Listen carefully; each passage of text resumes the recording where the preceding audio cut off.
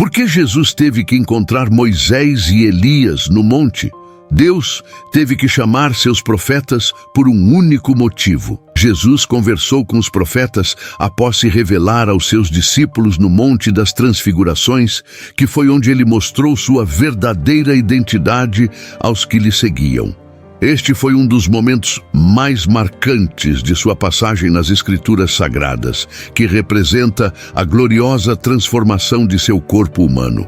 Tudo começou na cidade de Cesareia de Filipos, localizada a cerca de 40 quilômetros ao norte do Mar da Galileia. Eles chegaram a um templo, e foi neste local que Jesus perguntou aos seus seguidores quais eram as percepções que eles tinham em relação à sua pessoa, conforme registrado em Mateus, capítulo 16, versículo 13. Jesus perguntou aos seus discípulos: quem dizem os homens ser o Filho do Homem? Eles responderam, compartilhando as várias especulações entre o povo.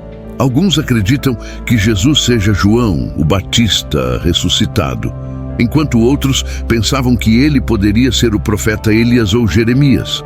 Ainda outros pensaram que ele era um dos outros profetas ilustres do Antigo Testamento. No entanto, depois de ouvir suas respostas, Jesus então apresentou uma abordagem mais pessoal e uma pergunta apontada para um dos seus discípulos, perguntando diretamente a Pedro: mas e você, quem diz que eu sou? Simão Pedro então falou com confiança: você é o Messias, o Filho do Deus vivo. Com essa declaração, ele reconheceu a natureza divina de Jesus e o papel messiânico, reconhecendo-o como o tão esperado Salvador, o Filho de Deus. Em resposta às palavras de Pedro, Jesus disse: bem-aventurado és, Simão, filho de Jonas, porque isso não foi revelado a você pela carne e sangue, mas por meu Pai que está nos céus.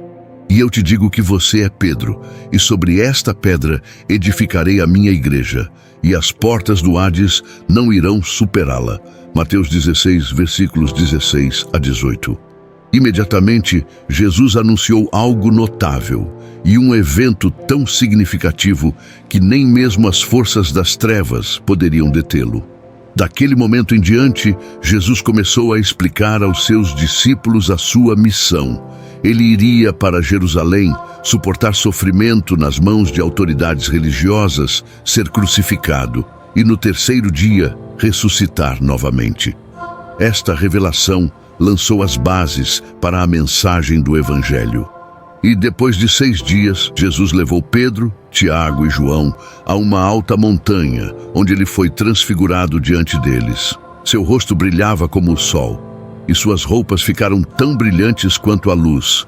Mateus 17, versículos 1 ao 2. Nestes eventos, vemos o desenrolar do plano de Deus para a humanidade. A confissão de fé de Pedro levou Jesus a afirmar o estabelecimento de sua igreja, significando uma nova aliança e um futuro triunfante. A transfiguração revelou a glória divina de Jesus, prenunciando sua vitória final sobre o pecado e a morte, através de seu sacrifício. Além da aparência física de Jesus no momento da transfiguração, outra coisa extraordinária havia acontecido neste evento: a aparição de Moisés e Elias conversando com Jesus. A presença de ambos significava a continuidade do plano de Deus ao longo da história, com Jesus cumprindo o papel do Messias prometido. Foi uma profunda realização para os discípulos, bem como a confirmação de Jesus como o Cristo, o tão esperado Salvador. A conversa que Moisés e Elias teve com Jesus ilustra a compreensão e a comunicação daqueles que faleceram e agora compõem o reino de Deus. Eles simbolizam aqueles que serão arrebatados sem experimentar a morte, como Elias, e aqueles que passarão e estarão com o Senhor, como Moisés. Juntos, eles representam todo o Antigo Testamento, com Moisés incorporando a lei e Elias representando os profetas. Este extraordinário encontro de Moisés, Elias e Jesus ao lado dos discípulos significa a unidade do Antigo e do Novo Testamentos, que giram em torno de Jesus.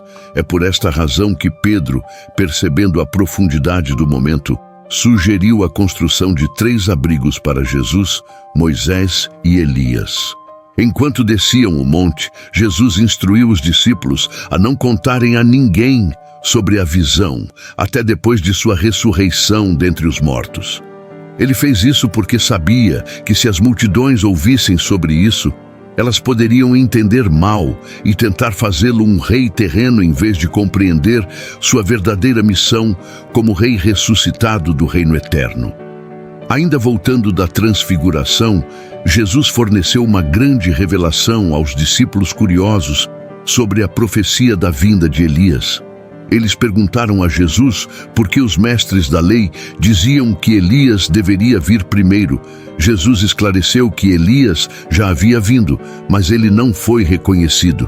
Os discípulos entenderam que Jesus estava se referindo a João Batista, que veio no espírito e poder de Elias, como predito no Evangelho de Lucas, Lucas 1, versículo 17.